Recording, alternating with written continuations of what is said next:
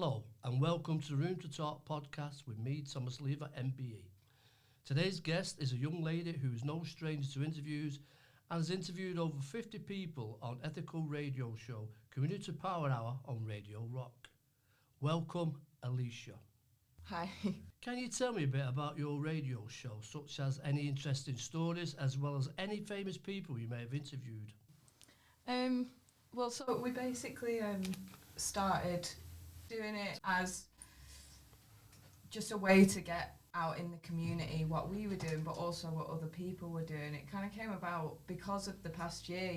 We noticed that word of mouth wasn't really an option for a lot of people. They didn't have a lot of the contacts that they would because they weren't going out into the community and meeting people.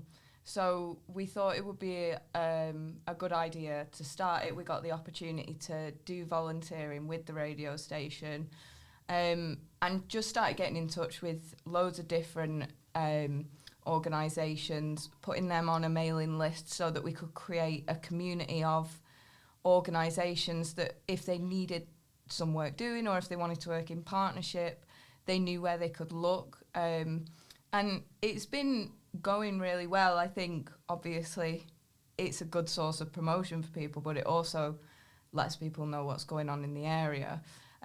Famous people we've not really had, just because the organisations that we work with are mainly small ones really, so because I think that they don't have the means of promotion that larger organisations do. We did interview the Mayor of Oldham at one point, so that's probably the most famous person that we've got. But yeah, hopefully we're going to start looking at interviewing more charities outside of the Manchester area, bigger charities. So hopefully it'll continue to grow a little bit, and the amount of people that know about it, that will continue to grow as well and help out the organisations a little bit more. Who did you enjoy interviewing? Anyone interesting? I spoke to... Let me think.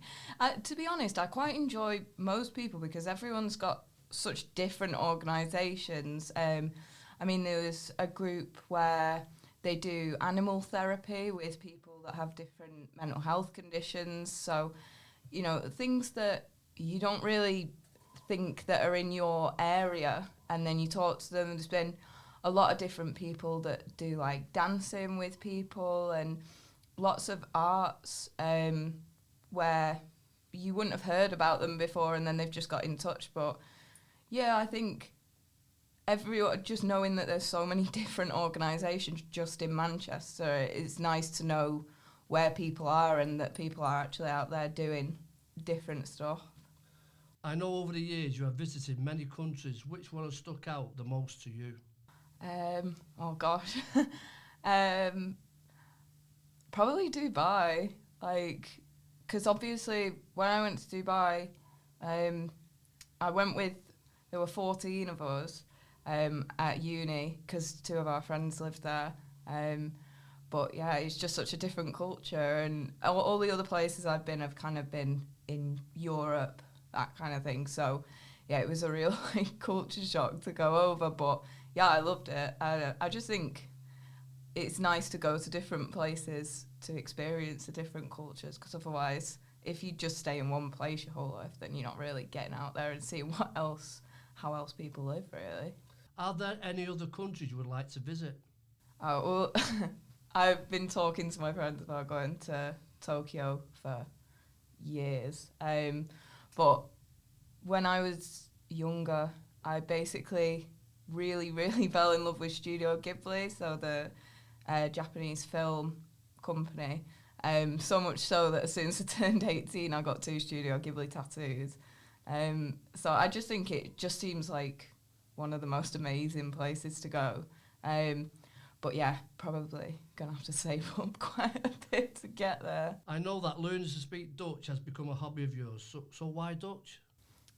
So when I was about 13, I was on a blogging site to do with Harry Potter, and someone messaged me from Holland, a girl called Davy, and we've been friends now nearly 10 years, just through that, and she lives in The Hague, and I've been to visit her 4 times, I think it is now, 3 or 4 times, And every time I go, she has to talk to everyone in the shops for me and order for me.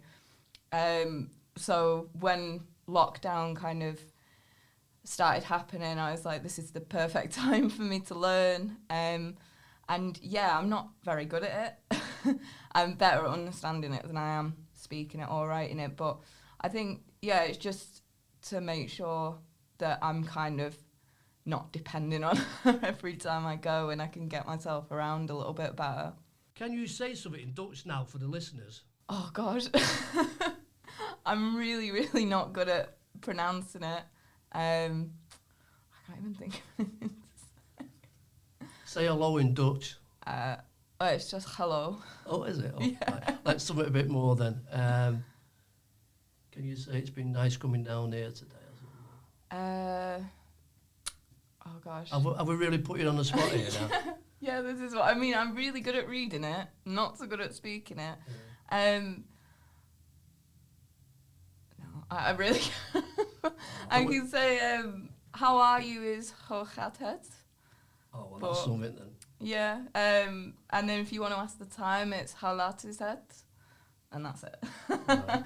But yeah, I'm at a high level of reading and clearly a low level of speaking. Okay. What is it like working for Ethical Education Enterprise? And can you tell me a little bit about your role? Yeah, so I am the head of learning and development for Ethical Education Enterprise. I basically started working with Ethical as soon as it was started, about 7 years ago now, because my mum is the CEO. And when I was in college, obviously, doing psychology, she was working with a lot of people with learning difficulties, lots of different groups. So it was really good experience for me to go out, go on the courses, things like that. But my role at the minute is obviously like writing the courses and doing some of the admin for the courses, so making sure that the workbooks are up to date, things like that. But obviously the development side of it comes into it quite a lot, so I do a lot of the marketing and promotion and running the social media. But, you know, Ethical is quite a small organisation, so it does mean that me and my mum end up doing most parts of the business because we're the only ones that are there full time. We have a lot of freelance tutors, but being there full time means that we're doing the accounts, we're doing the promotion, we're also doing the marketing, and then working with partners, the admin work. So yeah, I kind of mostly focus on the development side of the courses and the organisation, but dabble in most parts of the business really. During COVID, how did you cope during your personal life as a family and as well as with work? So personally and as a family, I think my mum loved it. She tells me how much she loved it. My mum is just constantly telling us how much she likes to just be together as a family. So, you know, we were just always around each other. Obviously, my sister's still in school, so it meant that she was around. With work, it was kind of much of the same, obviously, because it's me and my mum that work together and our office is in our house, it's in the cellar. It did mean that we were already kind of working from there, but it meant that we did have to change. As I said, a lot of the marketing stuff that we were doing was word of mouth, so that's where the radio show came from and where we kind of started to develop the social media side of it, just purely because there wasn't an option for us to go out and introduce ourselves to people. But I suppose for us it did overlap quite a bit, the work and the personal bit, because we already had our office in our house. It just meant that we were there all the time. We did offer out a lot of free tuition for the area, because obviously we know a lot of the school kids were quite affected by the past year in their work. They might have needed a bit of extra help. So we did offer quite a bit of free tuition out, but mainly it was a switch of doing face-to-face courses and tuition and meetings and moving that all onto online. So we have managed to deliver quite a lot of training, quite a lot of tuition, but it has all moved to Zoom. It's getting back to in person now, but yeah, the majority of it went onto Zoom, which was quite a big difference for us, but it's worked out quite well, yeah, and we still use quite a bit of distance learning now, so.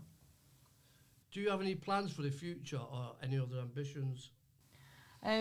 So at the minute I'm in the middle of doing another degree, so my first one in psychology, and now I'm currently doing one through ethical in management. So at the end of that, hopefully I'll be able to kind of move on to a management position, whether it be, you know, me and my mum have talked about me becoming the lead of the business after that point, because I think she keeps telling me she wants a more quiet life. She's ready to move to the seaside and have a quiet life now.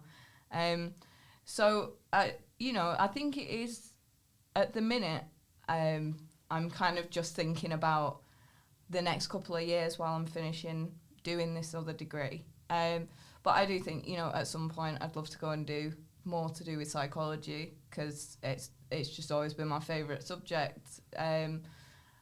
But yeah, I mean, even now, I'm doing another course to add to our many courses that we deliver in ethical, but doing about first aid for mental health. So hopefully in the next couple of years, the focus of my job will move towards more the well-being and mental health side of it. Still being within ethical, but doing more what my strong subject area is in, I suppose. It's been a huge pleasure to interview Alicia. Thank you for joining us. Thank you for having me.